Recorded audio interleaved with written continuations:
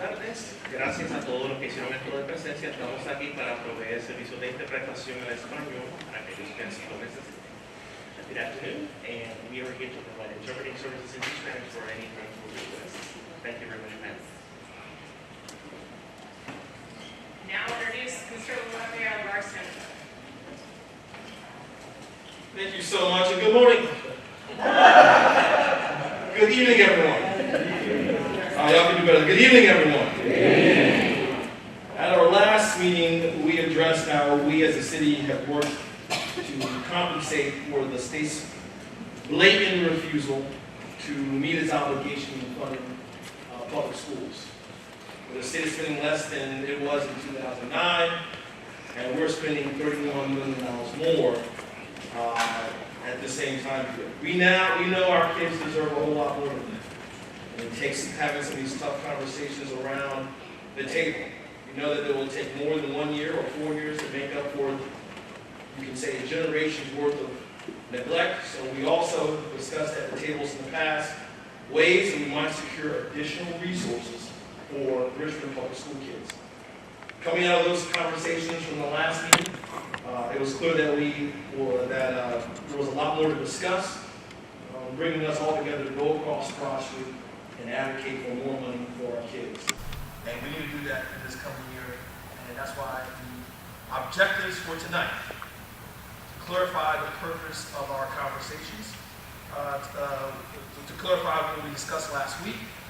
Last time we were together, we're continuing to build a shared understanding of the city's educational needs and alignment around educational priorities.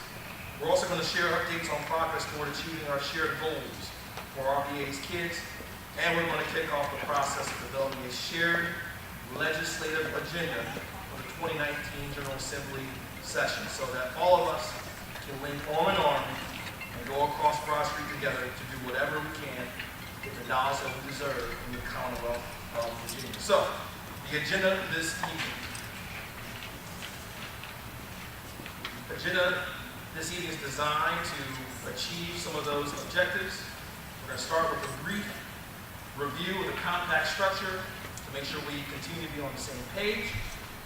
We're going to hear some updates from RPS on our out-of-school programs, from our out-of-school time partners, and we have some of them in the audience today. We'll talk about what they're doing to help our children.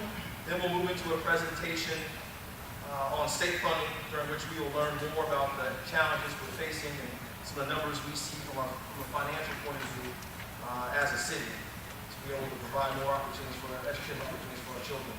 And after the presentation, we'll move into some quick table discussions to begin the process of developing that shared legislative agenda. And then we'll close out the meeting and hopefully get everyone home by 8:30 p.m. where you all can have a beverage to yourselves. Now I'm going to hand it over to Evelyn Cohen, who is the Senior Policy Advisor on our team focused on youth initiatives. Eva? Thank you, Mr. Mayor. Thank you, everybody, for joining us this evening. As you can see, we're jumping into the Education Compact Review portion of the agenda. Just as a quick overview, you've seen this before, you've heard it before, but I just want to highlight, and frankly, I'm pretty proud of this new graphic, except for using. We are at the quarterly meeting this evening, which is the convening quarterly of all of our electeds and our superintendent to discuss key priorities when we talk about kids and education in Richmond. What we also have as part of the compact include our children's cabinet, which is composed of all of our city agencies and our Richmond Public Schools that are working on kids so that we can share our priorities and work together in alignment and reduce some of the silos and reduce redundancies as we work to drive and maximize our impact for children.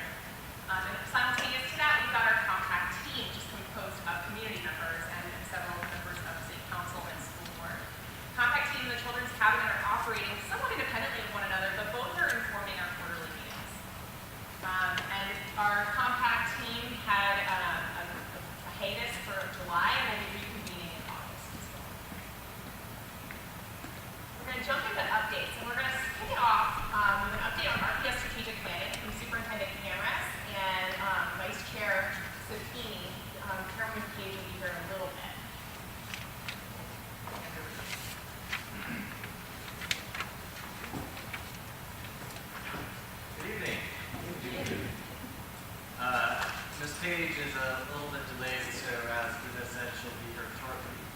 But in the interim, I wanted to just take a couple of minutes, and we will be very brief, to provide an update on the RPS strategic planning process. Folks can't hear that? It's not on?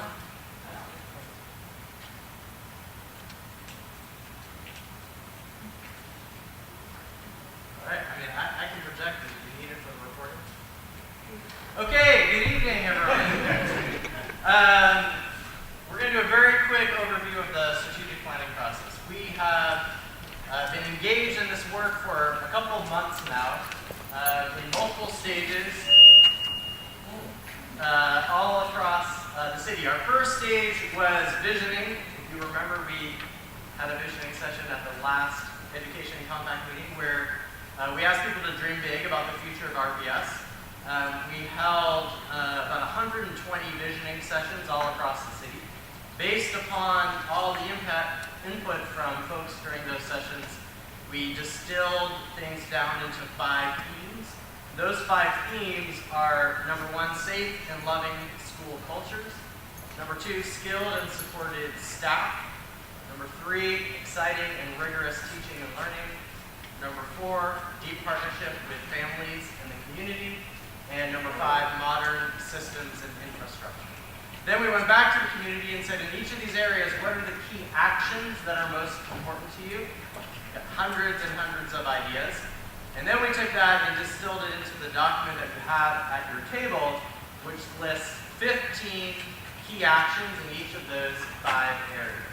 And the work that we're engaged in now is prioritizing those, because what's in this document is actually too much to do.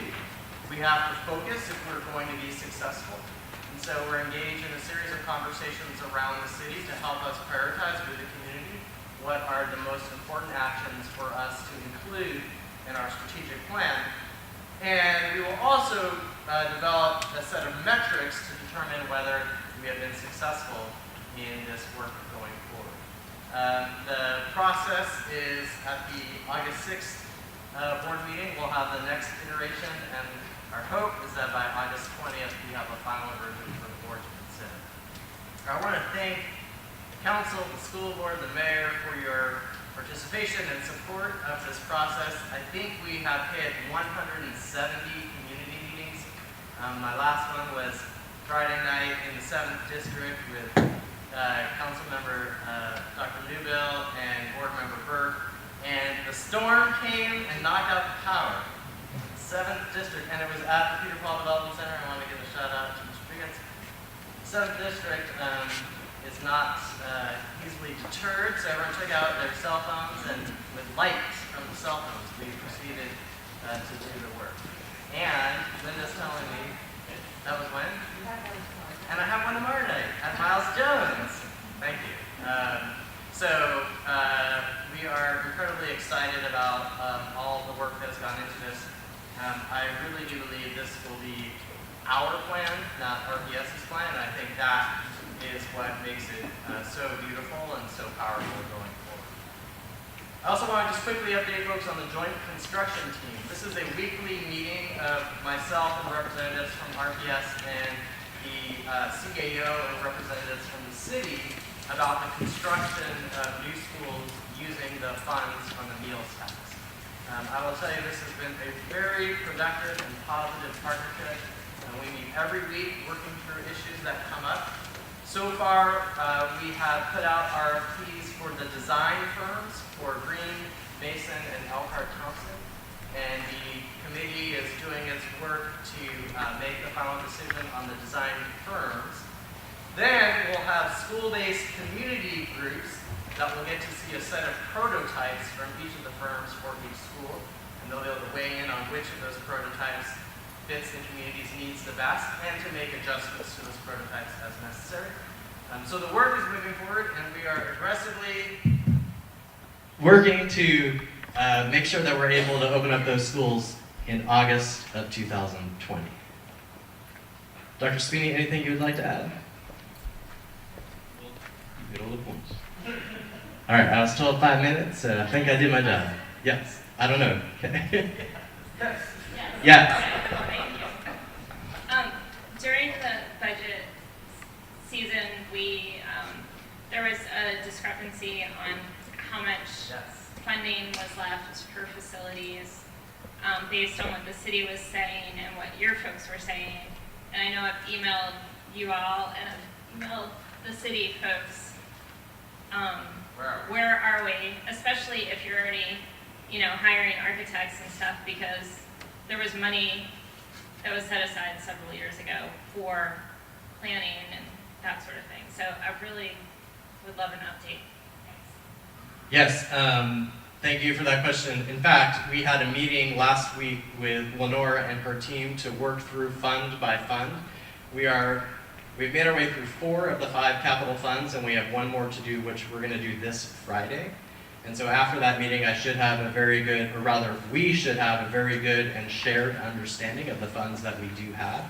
And we will share that back out with the entire Education Compact group.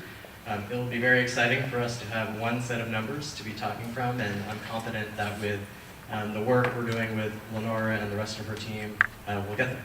So update next week.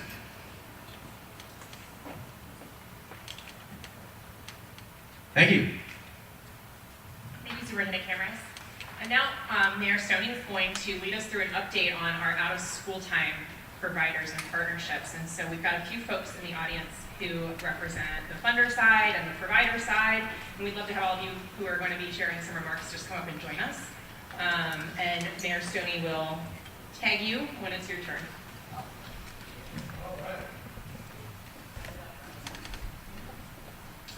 Well, as you guys know, during my campaign, I promised to work on universalizing access to high-quality extracurricular program for our kids after school. I can remember when I was a child, and I tell this story a lot, and sometimes I get a little emotional telling it, but I remember being in 3rd grade, and I was part of Mrs. Love's class, and I was excelling in social studies, and Ms. Love had put me in the social studies club, and I initially had to say no because I did not have a ride back home from school. And I remember being a very motivated young kid, so I started calling the central office and saying, "Don't y'all have activities buses for kids to get from here to there?" And I remember the woman saying, "How old are you?" I said, "Well, I'm in 3rd grade, and I really need to get to this social studies club." And this is why this really, really matters to me, because I just believe that between the hours of 3 and 6, we have a chance to impact a child's life beyond the classroom. And we all know that a child spends 80% of their time outside the classroom. So what we do on the city side, plus what we invest inside the classroom, creates for 100% of the child. And that's why we have a whole child approach. So the partners who I'll bring up to the mic today will talk about what they're doing, some progress to meeting that goal and that initiative to ensuring that we have universal out-of-school programs available to each and every child in Richmond Public Schools. And so with that, I want to first bring Robert Dorsch, Vice President at Robbins Foundation, who will share a bit about the commitment of funders to ensuring RPS kids have access to high-quality out-of-school time. Robert, you're up. Pass. Thanks, Mayor. I do want to thank the mayor and council leadership, school board, and superintendent, and all of you for this opportunity. I stand here as a beneficiary of Richmond Public Schools. I attended Richmond Public Schools, and I had teachers and principals who invested in me, and then in the community at out of school time, whether it's through the faith community, coaches, through Department of Parks and Recs, neighbors who invested in me having this opportunity. And we believe that all children deserve this opportunity. And so we're standing here tonight in support of the city. And I'm representing the peer funding community. So I'm going to ask that our funding partners from Altria and the Community Foundation and Robbins, that you all will all stand, because we realize that this is you all can wave your hands, wave your hands, wave your hands. No one wanted to stand. But we believe that our children deserve a comprehensive out-of-school time learning experience. And we believe that it should complement what's happening in the classroom. And we are aligning our commitment with the city and our commitment with RPS and our commitment with other funders and our commitment with our nonprofit community to ensure that all of our young people will have quality out-of-school learning opportunities. And we believe that by strengthening our partnerships with the city, with Richmond Public Schools and our other philanthropic partners, what we can do is strategically leverage our resources to increase our effectiveness and our impact. The mayor said 80% of the learning takes place out of school time. But yet what we realize is that right now only 14% of our students have access to full service quality out of school time programming. And what we want to do is saying, how can we change that? And each of us as funders, we have a long history within this community of investing in children's schools and at the community, and yet at the same time, we recognize that many of our children and our families are facing challenging circumstances. So we believe that we must strategically invest our resources in such a way that we can improve outcomes for our young people through out-of-school time programming. So with that being said, in 2018-2019, our three organizations are committing over $6 million to out-of-school time programming for 2018-2019. And now this is an increase of $2 million from last year because we believe that this is important. So this will sustain quality out-of-school time programming,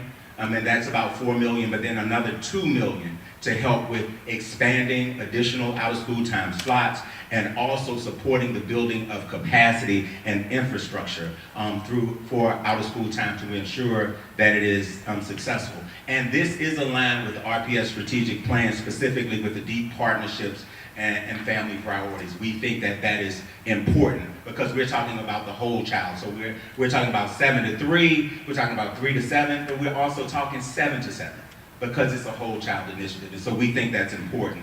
And while we celebrate this as an important stage, we understand that this is just the beginning of the process, and it's going to take a serious commitment and investment. Therefore, we're encouraging more of our partners to join and be a part of what we're talking about on this night if we want to create a world-class learning environment. Because if we want to be a cool city, and we want to be the best city, we have to be a cool city for children. That's what we have to do, and it's going to take a collective effort. And so we're inviting our other funding partners, the philanthropic community, to be a part of that because it's going to require more than what we are investing on this evening. And so we're asking others to join us in this effort to successfully sustain and expand quality out-of-school time programming to complement what's happening with in-school programming to ensure that all of our children have an opportunity to thrive. Because our children deserve it, our city deserves it. And we believe that this is possible. And that's why we're here, and that's why we're making this commitment. Thank you.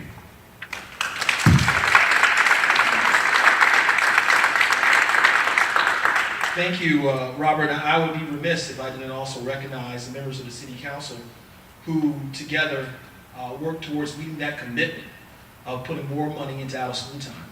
We put over $1 million of out-of-school time on the non-departmental budget to help fund and help match the funding for our friends, from our partners in the community funding community. And so I want to thank the City Council. They should be applauded for meeting that commitment as well, having skin in the game to ensure our kids have great out-of-school time. Another partner we're going to bring to the table and bring to the front is Barbara Sipe. She is the head of Next Up RVA, which works on out-of-school time for our middle schoolers. If you've not ever visited what's going on at Henderson, I had a meal created for me, ate the whole thing by our wonderful and talented children over at our middle schoolers over at Henderson. And so she's going to talk a little bit about the program and what they're doing in conjunction with our out-of-school time. Thank you so much, and thank you for this opportunity to come and share with you all how things are going in our middle schools and that intersection with the out-of-school time. So Next Up RVA, we were formed almost 5 years ago now for the specific purpose of engaging middle schoolers, the middle school, and the out-of-school time community to come all together so that our kids stay engaged, gain new experiences in the areas of arts and STEM experiences, career, sports, and wellness. That we recognize that in Richmond, Richmond has a wealth of community providers, a wealth of resources, but not always the coordination and the connection, and not always the alignment with the school day to ensure that our kids are able to get the greatest benefit of that. So Next Up was formed in order to create a system, a way for families and students to tap into the amazing organizations that are serving middle schoolers across this region now. As in doing that in partnership with the school. So we started our first pilot at Henderson in 2014. We're now in 3 schools, Henderson, Lucille Brown, and Bouchelle. And just this last spring, we did a pilot with Richmond Public Schools at Elkhart Thompson. We now have, this last year, we served about 600 kids across those 3 schools over the course of the school year, and worked with about 30 community-based organizations. Many will be names that you might recognize, like the YMCA and Art 180, organizations that many of the funders support. And then there are also these great niche organizations that are unique to the neighborhoods in which we find these schools, cooking classes, leadership and peer groups, running clubs, just all kinds of amazing things. As I explain it, it's like going to college and you have your semester registrar and you have to pick your classes, only everything is an awesome, fun class that you're like, how do I choose between robotics, computer coding, and culinary arts? Like, those are the choices that you have. So it's just been terrific. And we've seen improvement in students' attendance in school, not just after school, but their school attendance, their behavior in school, as well as their grades. So all those things proving out the value of out-of-school time and the organizations that are represented behind me and the 30 more that are represented in the community. This year, I'm going to give a shout out, if you don't mind.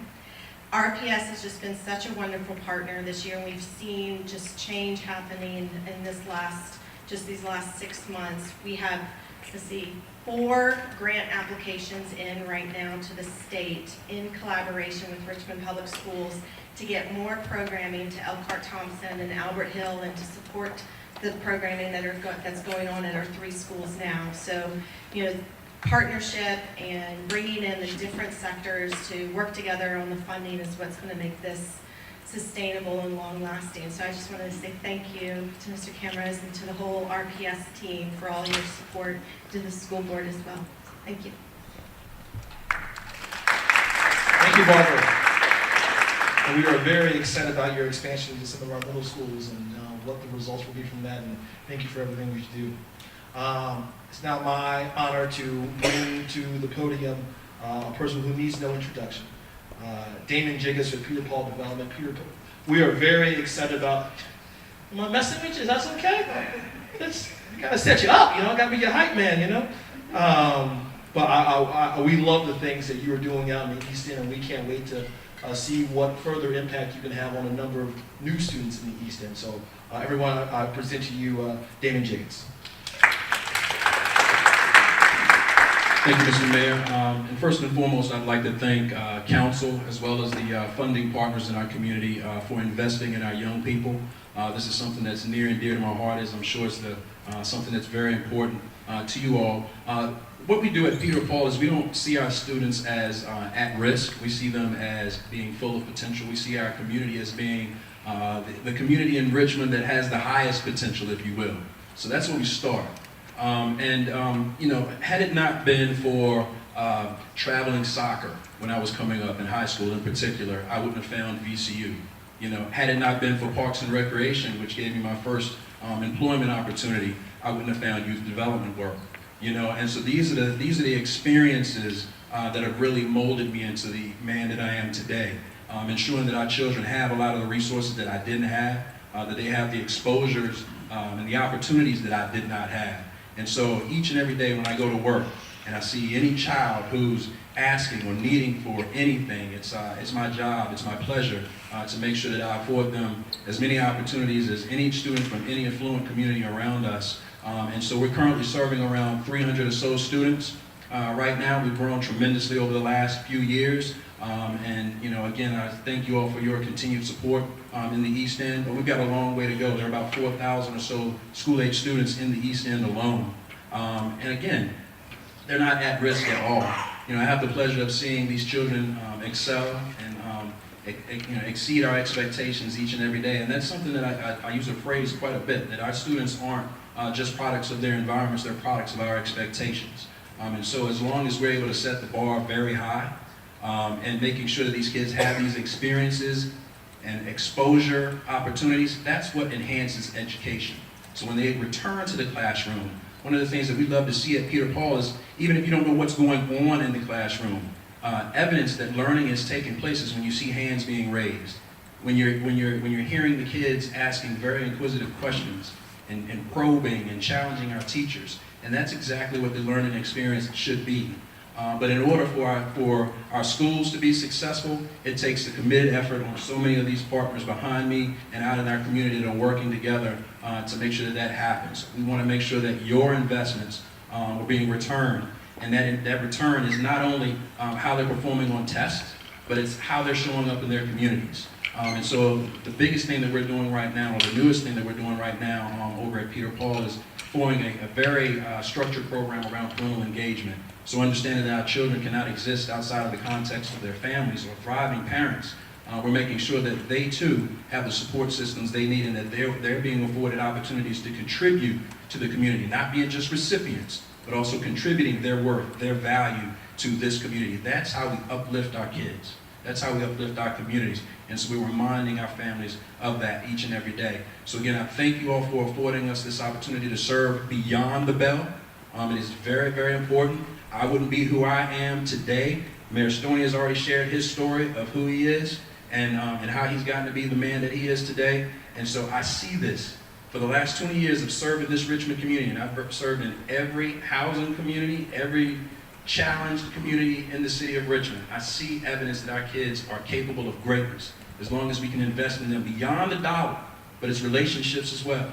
And it's so important, but it takes each and every one of us to continuously invest and uphold them and think of them in the most positive ways, not as being a detriment or a challenge to our community, but seeing them for the assets they are, because that's truly what they are. So we thank you for your investment. We ask for you to continue your continuous investment, and let's keep moving forward. Thank you.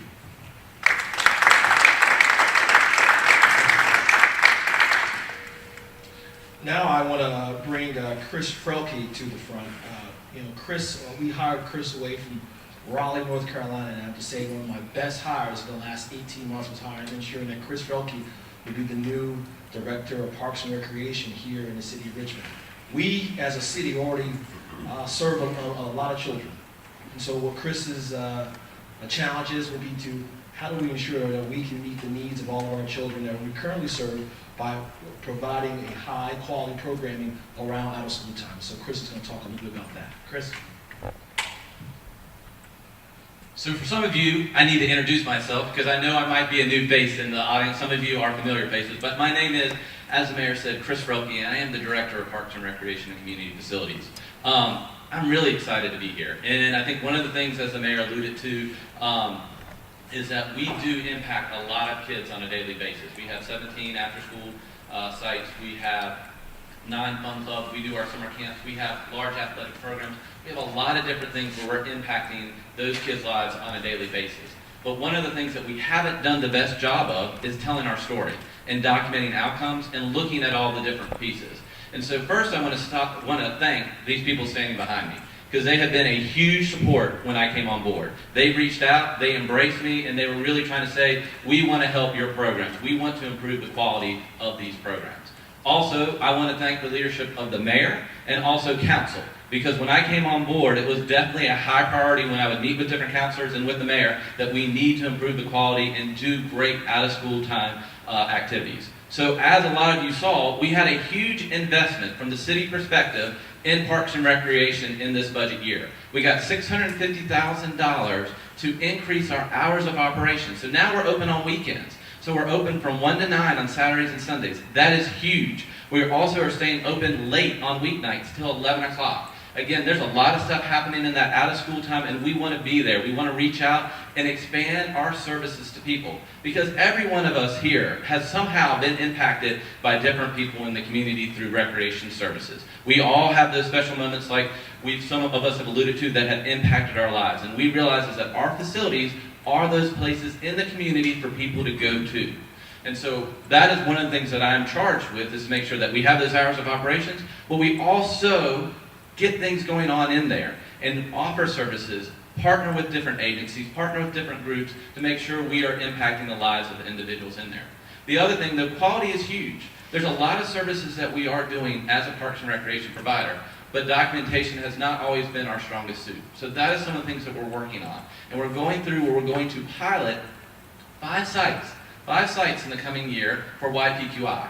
And what we understand is this ability, so we can go through understanding the training that we have to do, using the different software tools so we can get the metrics, so we can see the different outcomes that are happening in the kids' lives.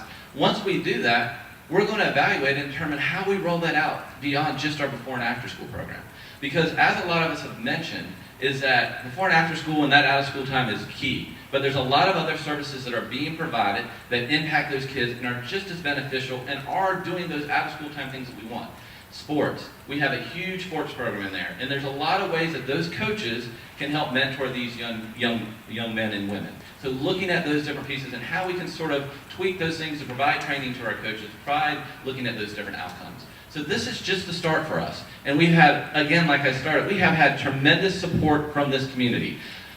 I've come from another agency, but I've never lived in a community that I have felt really wanted us to succeed so well. From the council, from the mayor, from administration, to partners, to funders, everyone has really tried to embrace this project because we all are here about the youth. As I tell my staff every time I interact with them, is that you are shaping the next generation. You are shaping our future. And I think we all get that here. And so the more we fund and more we do, changes our lives too for the better. Thank you guys for everything. It's been so fun being here, and I can't wait to continue to do some more great things. Thanks. Thank you, Chris, and I just love your energy and I love your passion for our children and our youth, and thank you for your commitment to ensure that they get the best opportunities possible right here in the city of Richmond. Let's give a round of applause to this team right here and those in the audience. This would not be possible without them. No, this is very exciting to me. We are putting Richmond on the map. We're putting the Richmond on the map so well that the National League of Cities actually invited us to actually make a presentation on how we're going about universalizing our commitment to out-of-school time. And so other cities are going to soon follow our model. But we want it to be a success. We can't make that a success without working, all the bodies right here working together, but also all the partners within our community as well. And that's what this is a demonstration of, that this is a community priority to ensure our kids have high quality out of school time, which will match what they're doing inside the classroom as well. And so this takes a team to make it happen, and I think we have the team right here. So I want to thank everybody so much for coming out here tonight and talking about out of school time. This is just a high level review of what we're doing. These individuals right here are available to answer any of your questions when it comes to school by school or what we're doing in each of the schools. And so they'll be around here for a little bit. So if you have any questions, please be sure to grab them. Okay? Thank you, guys. Now I'm going to, keeping with our agenda, I'm going to hand it over to Eva, who is going to take us a little bit into the state funding presentation. Eva. Thank you so much, Mr. Mayor. I just want to touch on, before we jump to state funding, I want to address one person who couldn't be here tonight to talk about out of school time. That's Abby Rogers from the YMCA. I want to highlight that because that's one part of our city map that wasn't discussed during the presentations that preceded. YMCA, thanks to investments from the city and from our private partners, will be expanding their work into Red, Green, and Francis Elementaries this fall. And given the high population of students with Spanish language needs in those schools, they are also building out a much more robust program for hiring bilingual partners for their schools as well. So I want to make sure we did, it is a really exciting next step, and so I wanted to make sure we share that. Abby is sad not to be here, but I didn't want us to miss the opportunity to share that great news. So, Linda's very excited. Okay, so we're going to jump to state funding. This is a much more in-depth presentation than what we discussed last time. And we want to make sure that we're arriving at a really clear and shared understanding of where we are with funding. So I am going to be leading through this. Linda Cheatham from the city's Department of Budget is here as well to answer questions or kind of pinch hit, because this is not all of this is my area of expertise. So she's here in the audience as well. So we're going to start off just by reminding us of what we talked about last time. Since the recession, Richmond has taken on a significantly larger share of funding as the state has reduced its contribution to fund local schools here. We take a look at this chart of state funding. Now in yellow we see the adopted budget, but we don't have actuals yet. And what this is a decrease to the tune of $3.4 million in their baseline funding since 2009.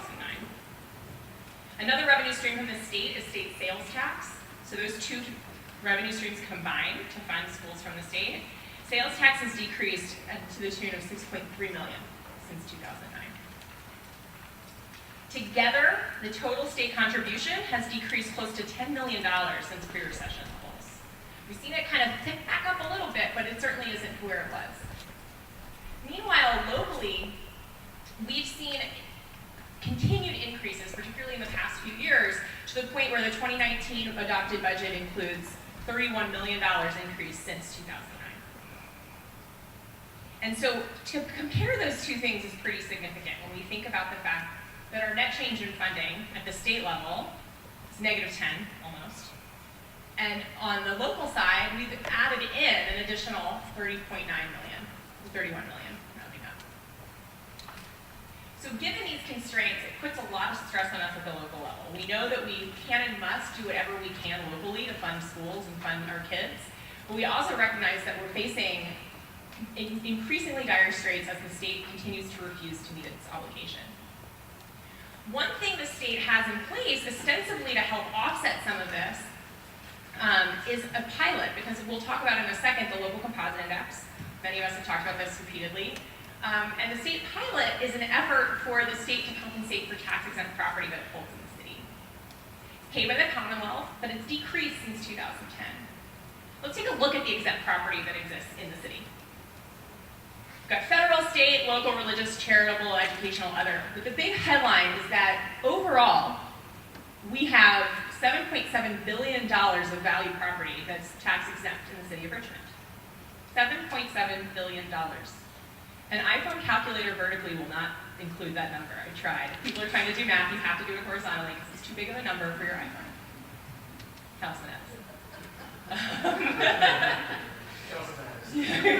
So here's the map of downtown with all exempt parcels.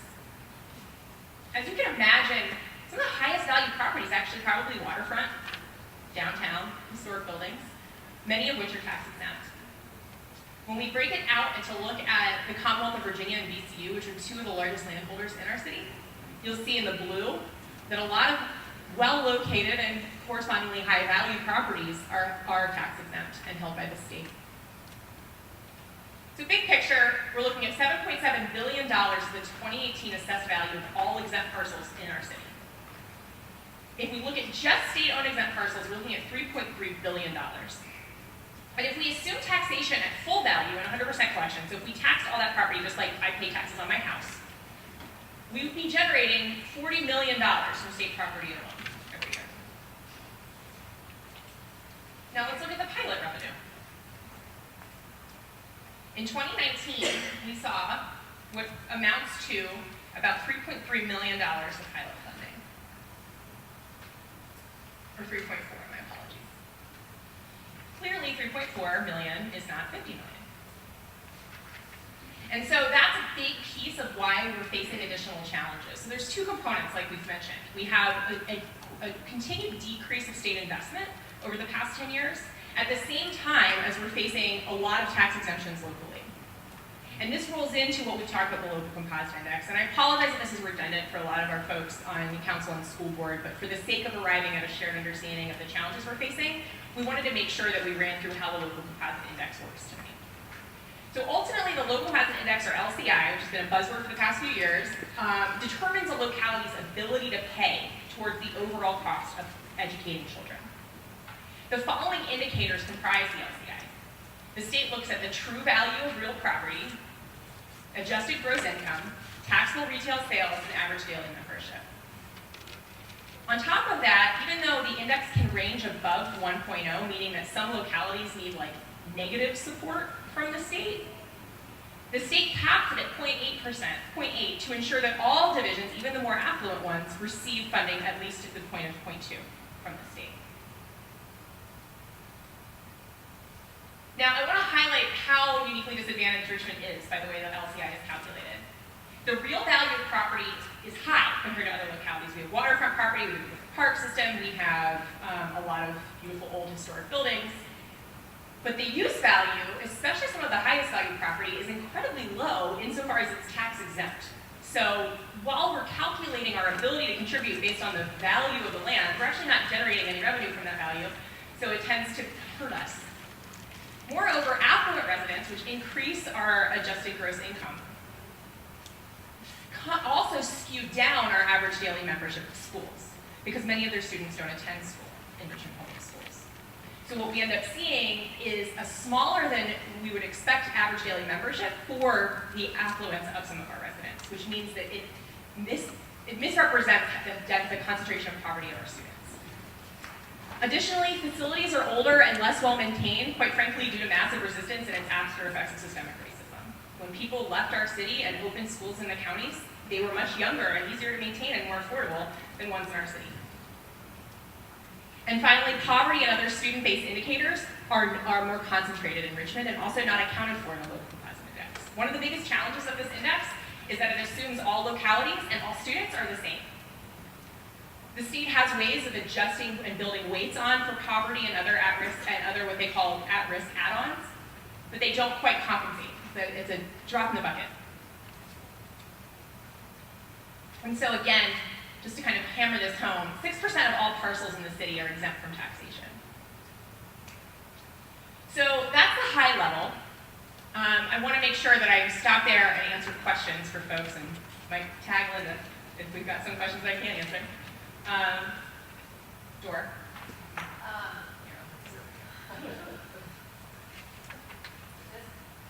might be jumping the gun a little bit, but my understanding in looking into this myself a little bit is that other cities have had some success at looking at going back to the state and talking about revising their pilot formula, specifically in Boston. I was wondering if you could maybe talk to some successes that other localities have had. So in other states, we've seen success. Virginia has been not too eager to support us in that way. And what that is actually telling, I had a conversation with Linda on the phone about this actually, because I was taking a look at the state pilot revenue, the adopted amount for 2018, and asking myself why it was so high. Well, they adopted an amount, and then they didn't actually turn around and give us the funds. So we've got the adopted for 2019 more accurately reflects the difference between adopted and actual. So it was adopted in our budget, but it never came to fruition. And Councilman Aujalasto might have more to share on that. I think, was that your project, or with the pilot? Didn't mean to call you out. No, that's okay. But there are certain entities that could be taxed based on the locality. And this past year, we said that we were going to begin taxing some of those authorities, including VHDA. We can tax that property that's right there on Belvedere Street. The council approved that, but because their budgets tend to be appropriations by the General Assembly, I don't think that they got the appropriation for that amount. We taxed the biotech park, and they pretty much refused to pay that, even though the state code is very clear that we can assess a pilot on these authorities. It's not a full tax rate. It's an adjusted rate, but so far they have refused to pay these. And it's unfortunate because who pays for the fire department when their building catches on fire? And if they don't pay into it, why should we provide the service?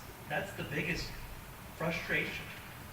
And they're shortchanging the city to the greatest degree. They want to call and complain about potholes. Well, you know, your employees are coming to the city. And they say that it's trickle-down economic. You know, our people are then dining and spending money elsewhere. And the reality is that it doesn't meet the same level of financing the city needs. And so I think the city council is very much in its right. I would say all of this is subject to appropriation. Every single one of these. Why is FY15 and FY18 skewed? Why is FY14 and FY15 skewed by the tune of over $1 million? And it's because it's subject to appropriation. If the General Assembly says, hey, let's just balance our budget by not paying the pilot, they can. And that's probably even worse. Clearly, the real estate values have gone up since FY 2010. But the city is going to receive less dollars. And I think that the city of Richmond is like the city of Norfolk, like many other locations, but it's perhaps even more skewed because of the level that the state takes on in Richmond. And I'll add one last thing about the pilot. We can't annex any other real estate. The city of Richmond can't. But the state of Virginia can come and take the limited real estate within the city of Richmond and make it non-taxable. So they can annex within the city limits, but they can't let us annex anywhere else to recover the lost revenues that we would receive. So I think it's kind of hypocritical for us to sit here. I think there are a lot of things at the General Assembly that ought to be changed. Even I don't know what the answer to this at all, but I'm going to fathom the guess that we have the highest amount of tax-exempt land in the Commonwealth of Virginia. No? So Norfolk, but the federal government pays, correct? But state property-wise, we're number one. No? I'd love to see the numbers from VML on that. We should talk to VML, the municipal league, about who's 1 and 2 and 3. I would want to see that. The mayor's touching on something significant, which is that Richmond's not alone. I mean, we're pretty uniquely disadvantaged because of the confluence of things, not just the tax exemptions, but also the degree of poverty, the age of our facilities, the other things that we touched on.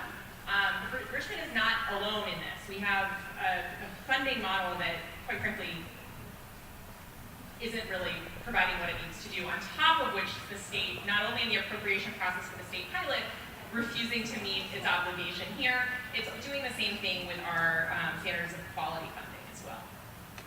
Any other questions about the state funding piece? I'm just going to scroll back to this slide just to keep that in front of mind. All right, so we wanted to use the bulk of the evening to have table conversations. It went really well last night, and it generated some really interesting ideas. And the big one that came out of the conversations as we debriefed as table facilitators and scribes was we realized that there was a lot more left to be done in terms of discussing what we are going to do together and collaboratively to help address state funding. Not only the pilot challenge, but also the fact that the state has been underfunding its own defined standards of quality, and ultimately decreasing its funding to Richmond and not meeting its obligation. So we're going to move into table groups. The tables are set. We've got some scribes from staff who are going to be at each table. At tables, we're going to spend 15 minutes on each question. I'm going to be timing. I will set the alarm loudly so I don't have to holler at all y'all, but I will holler at all y'all if I have to. And we're going to start off by discussing what are our budget priorities at this point we're talking about appropriations, what we want to look at in the budget. What are our legislative priorities? What do we want to look at in terms of legislation that could be carried in the General Assembly? And then how will we collaborate with one another to ensure that the General Assembly's 2019 session hears our voice loud and clear? So at this point, I'd like our scribes to head to tables.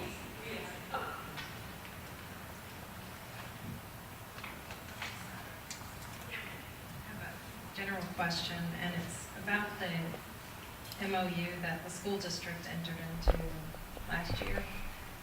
Where are we with the corrective action plans, and how do they fit into the strategic plan?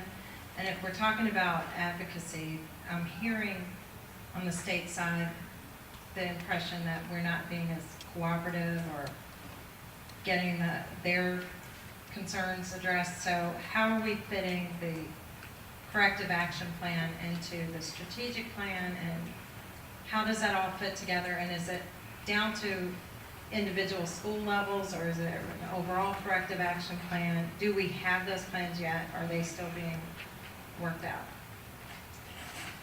I'm glad to answer that. So the key elements of the corrective action plan is what the state calls essential actions. It's a list of dozens of things that we need to do in response to the deficiencies that the state identified when it did its analysis some time ago. The list of essential actions, which comprises 99% of the corrective action plan, my team has been working with the state for the last several months, and I'm delighted to report that the board, the RPS board, has approved those essential actions. And so we are in actually a very good place in terms of our relationship with the state.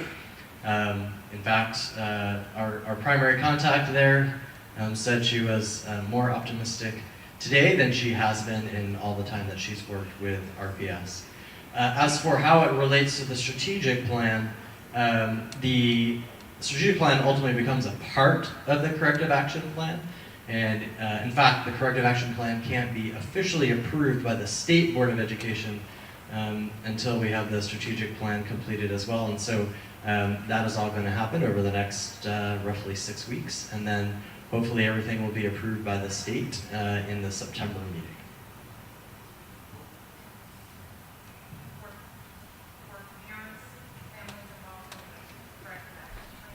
Yeah, we held 9 sessions, one for each district, where folks could weigh in on both the corrective action plan and how it aligns to the strategic plan.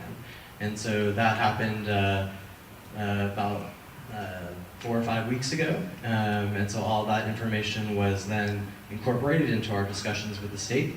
And again, the state said that, again, very pleased with all the work that was done there. As I understand it, Petersburg had 1 meeting, so we did 9, again, to get the feedback from the public on that.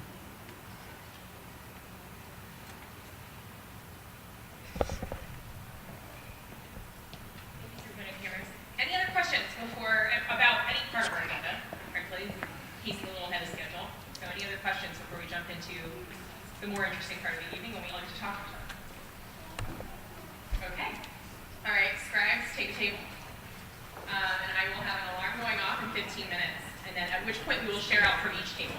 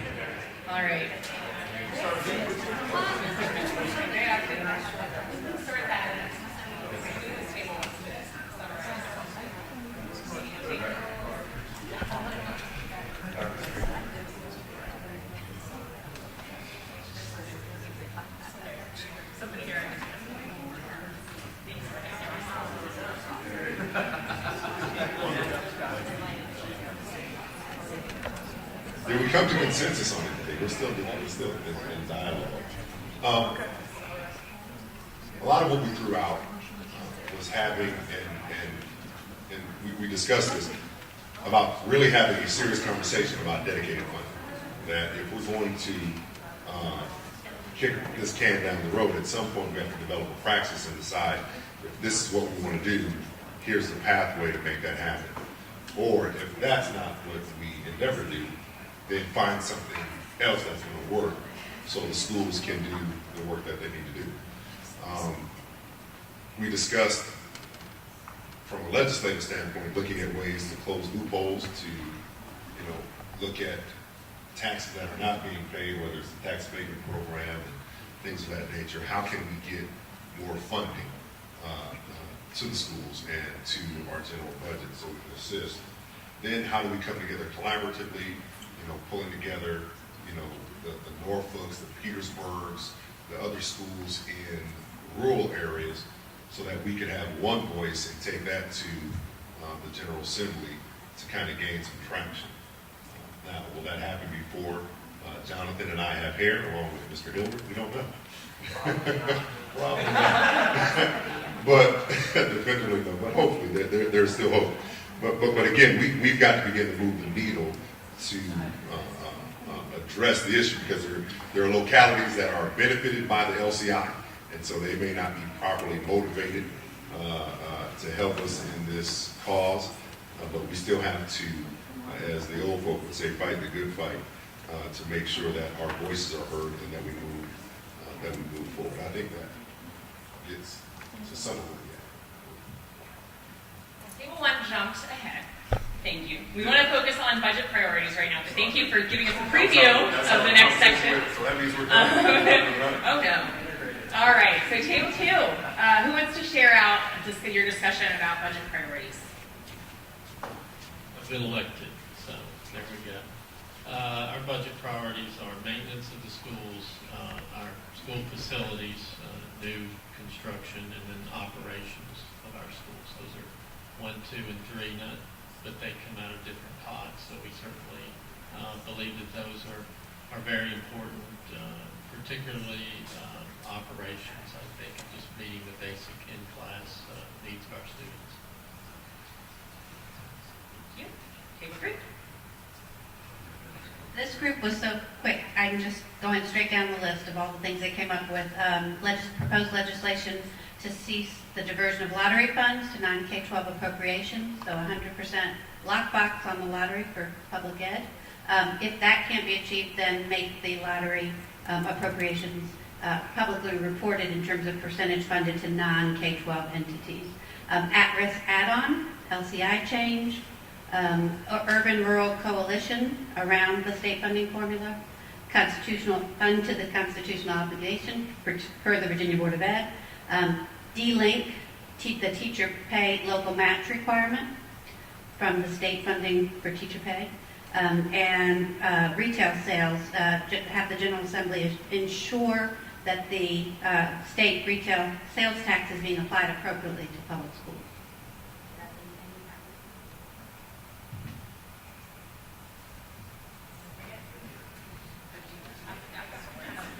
All right, great. I'm going to cheat and reading those notes. Our table, obviously there's a million budgetary concerns that we can all list off, from anything from facilities to better teacher pay to supports for English language learners, etc. We spent a majority of our time talking about making sure that we have credibility when we go and talk to the state, so that is ensuring that we are compliant with our MOU and thinking about, when we talk to the state, the fiscal implications of the MOU, and if we're entering into this agreement between the state and it requires more funding, that we should couch those discussions in the context of the MOU. We also talked about sort of the need to have credibility on our fiscal management, on our facilities management, et cetera. So we talked a little bit about kind of what do we need to look like when we collectively go and talk to the state. I'll also highlight that one of the conversations took the MOU and used it as leverage with the state. So to say, let's determine and identify the fiscal impact of implementing this memorandum of understanding and create that as an ask to the state explicitly. And then we also discussed the facilities funding that existed until 2010 at the state level that was designed to help localities with facilities needs. And thank you. So we largely did focus on the budget priorities, and it sort of bled into the legislative priorities. And in particular, the legislative priorities came up because we think that there are some that we think that the state may be, or that folks on the state level may be more inclined to fund. But I'll start with some of the things that we view as key game changers. One, of course, would be the at-risk add-on. A second one, when we're talking about facilities needs and the city's debt capacity, would be whether the state can help out with some of that debt capacity, whether they could issue bonds or have some sort of authority to help with that. We'd certainly like to see preschool funds, more access to preschool. I think that there were a few issues that you saw some agreement on between both parties on the state level, in particular last year. So I wonder if they've taken some symbolic actions, they've taken some very important actions. Now we'd like to see if they put some money behind them. So in particular, curbing the school-to-prison pipeline, so building in extra support, sexual counseling services, and things of that nature. We hear a lot of Republicans and Democrats talk about the importance of investing in career technology. So we've identified that as an issue that we may be able to get some bipartisan support on. And then school safety and technology literacy were two other issues that we think that both parties may be able to agree on if you're talking about policies that may be likely to get some additional appropriations. okay, so we're going to transition into part 2 of this conversation, and we're going to, considering a lot of our groups started, the conversation clearly bled into the next pieces, we're going to combine the legislative priorities conversation with the collaboration conversation.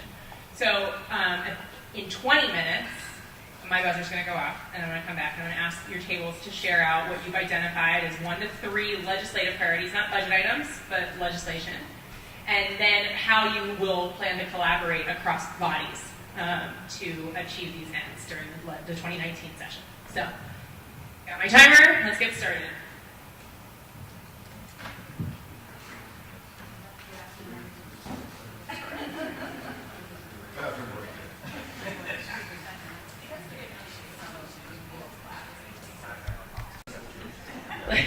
Legislative priorities and opportunities for collaboration. So we did get a chance to go through our legislative priorities last time, so we'll probably focus this on working collaboratively. So we did have some thoughts about whether we may be more effective at having a collaborative relationship with our lobbying teams, or having a shared lobbying team of some sort. We all recognize that our legislative efforts need to be a year-round effort. So there's thought that if we share some resources, we may be more effective at doing so. We want to start sooner, so we do have an annual meeting in October between the bodies to discuss our legislative priorities, so we'd like to schedule that sooner. And of course, we think we all need to march over across the street to the delegation and talk about our issues and leverage those relationships that we have with our state legislators. In addition, we don't think that there's been a lot of emphasis on trying to move the needle with regard to federal funding, so we'd be open to looking at opportunities there. Thank you so much. Okay, my table, who wants to share?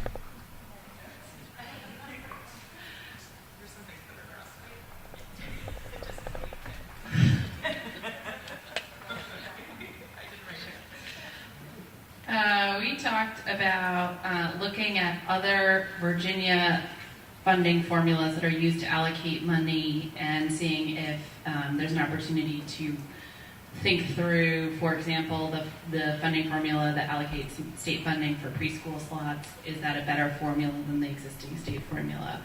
We talked about looking into a capital city multiplier, because Richmond might not have the top amount of untaxed land. It certainly is, probably number 2, and so other capital cities have had a capital city multiplier on their state funding formula because we have such a high percentage of untaxable land. We talked about making sure that we're thinking about the lobbying function as a community organizer function, so similar to what Scott said, that it's a clear tactical plan and that we actually join with our communities. We talked about an opportunity with RPS because we're now insourcing our lobbying function to make sure that that person is explicitly working with the city. We talked about, and then we had a very honest conversation about some of the challenges related to collaboration and related to advocating to the state, related to, as I spoke to before, making sure that we have our I's dotted and T's crossed and that we're, showing up well because we have our fiscal house in order. I don't know, did I miss anything? Collaboration with the city.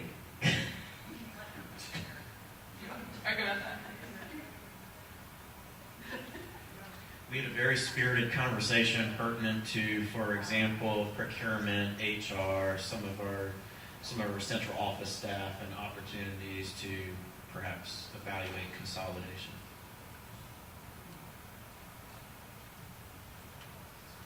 Thank you. All right.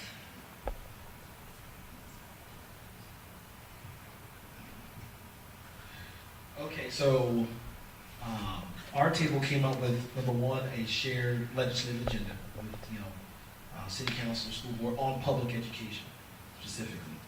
And using that, and this is more the collaboration side, using that by going across the street, all 19 of us, to tag team legislators on the topic of more funding for public education and some of our legislative priorities.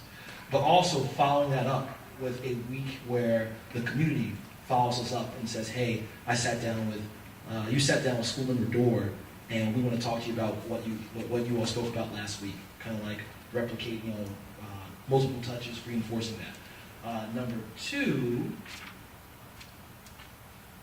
RVA Advocacy Day, that's what we came up with.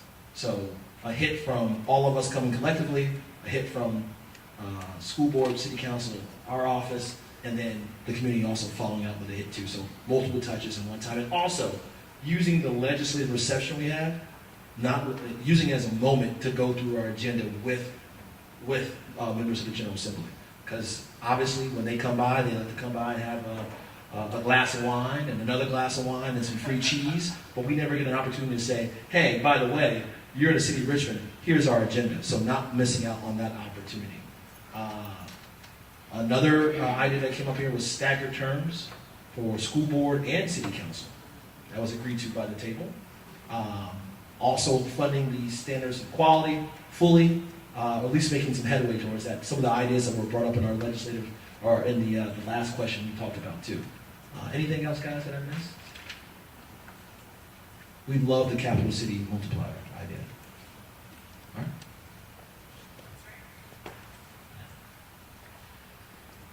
So we had a discussion around looking at, of course, LCI has been a topic, but we looked at leveraging our kind of leadership around the state with VML and Virginia First Cities to see how we can partner with this priority not being just Richmond, but being a cities in Virginia challenge. So we bring that elevated conversation together, so it's all sharing that as one. We looked at also leveraging more of our community partners in this exact issue. We all share in this endeavor together with improving the quality of education, supporting our children's growth. So we wanted to make sure we were leveraging that to the fullest extent possible. I think adding that to our advocacy and legislative lobbying efforts would be supported too, as their dollars are going into a lot of the education funding priorities we've laid out and worked on with them. Another piece too was kind of looking at ways we could kind of explore new revenue options, really looking at what are things we are either comparatively with other states or other cities and localities. Maybe we should be exploring options of having state power to do things for cities to leverage those ourselves. And that was one of the things we discussed, is finding ways to add to the pie of new revenues so we can do that as well.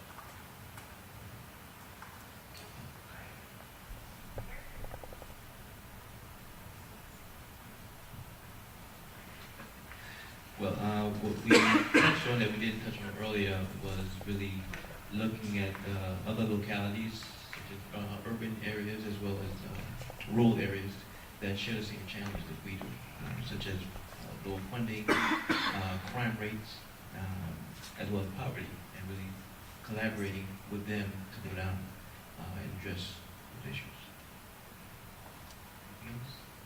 Thank you so much. And thank you all for the vibrant conversation that happened at all 5 tables. We are close to ending on time.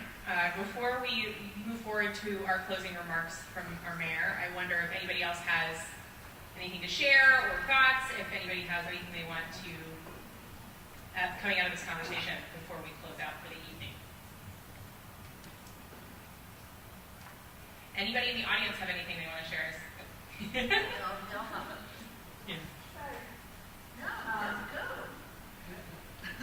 So, as I'm trying to develop a process, my first comment is to express my gratitude to the school board members,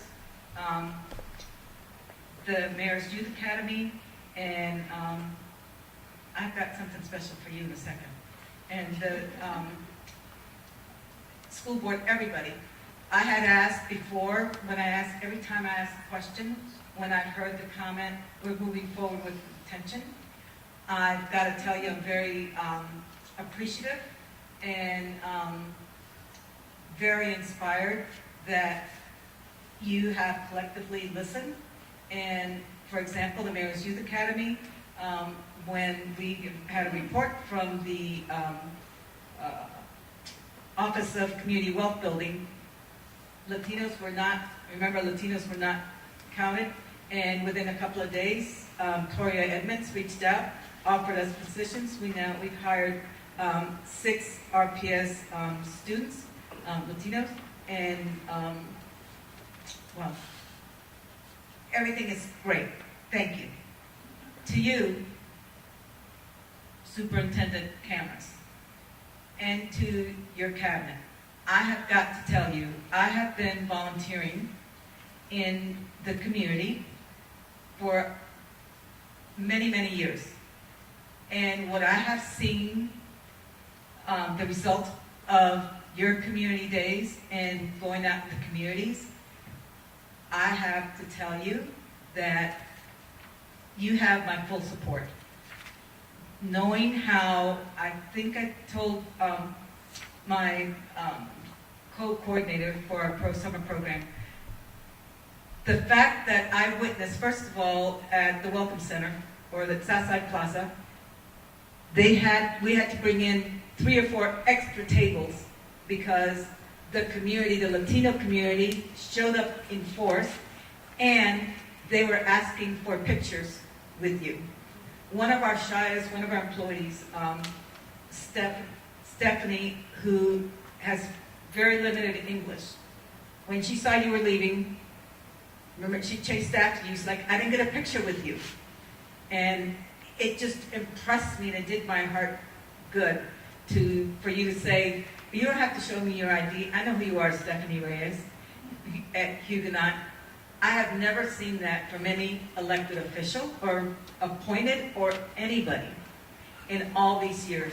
So thank you very much for already making a difference in our community.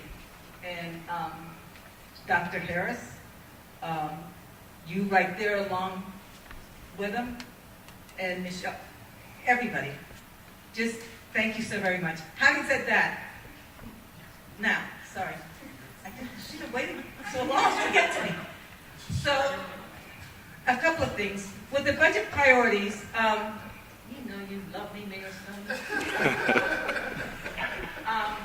So, with the budget priorities, I need at some point, obviously not tonight, we don't have time, but after the sessions, when I look at the report from the City Council, and we've been having some informal focus groups, I need to be able to explain to our community who asked the question, why is there such a budget issue? If there is such a budget issue, why are we paying taxes for I know, and I appreciate it, the $500,000 that is coming out of our budget that could be going to the school, taxes to pay for this group.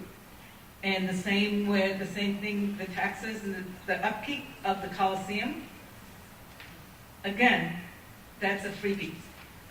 So those are things that I'm following because I know, like the cigarette tax, all these things, we've got to look at that stuff as well. Legislative, there's a group of us, grassroots, that have already meeting and forming teams.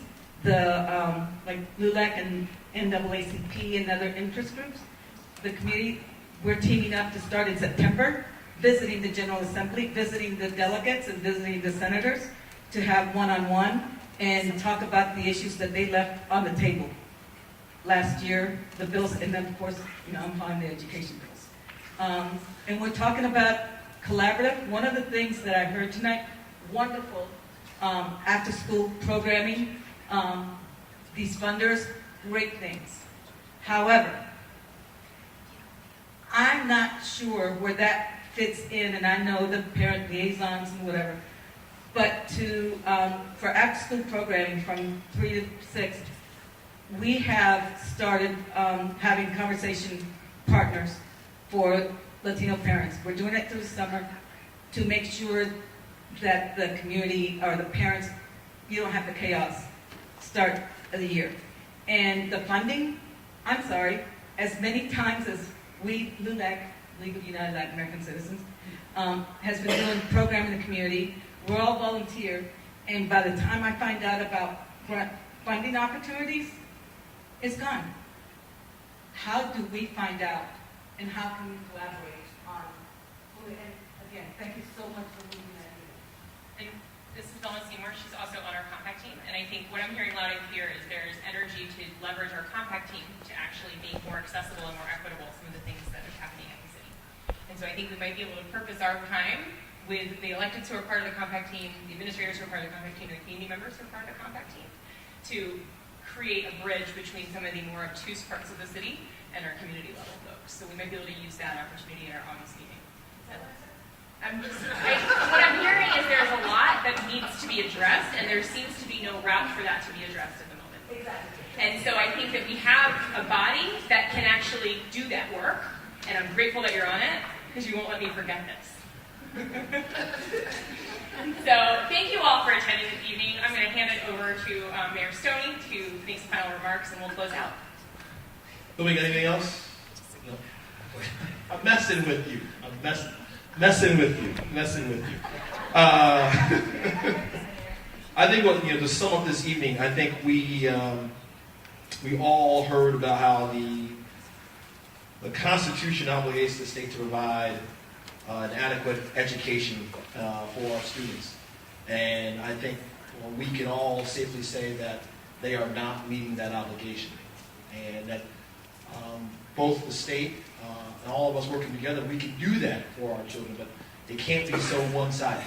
It has to be us working together, and I think that's something that we should focus on over the next year. $800 million off of funding when it comes to the SOQs. That's how much the state is behind, according to the DOE report out of 2016. So that is always going to be my number one priority, is to fully fund SOQs. We've seen a decline in that funding since the recession. But with that being said, I have a small idea. Maybe it's small, maybe it might be big, but I don't know, Mr. Cameras, Chairwoman Page, maybe there should be an exercise that should be replicated with community advocates as well. Whether it's PTAs or other school board members, or just other advocates in the community. Maybe this should be a discussion that we can have. So when the time comes to constructing a legislative agenda, we also have buy-in from those who put us in our offices, and that's the residents of this city who pay the taxes. So just an idea for Ms. Page and Mr. Cameras to consider. You will have a partnership from this office to make something like that happen, certainly. So with that, we should go home and get some rest because we got work to do tomorrow, right? Right. All right. Thank you guys. We're dismissed.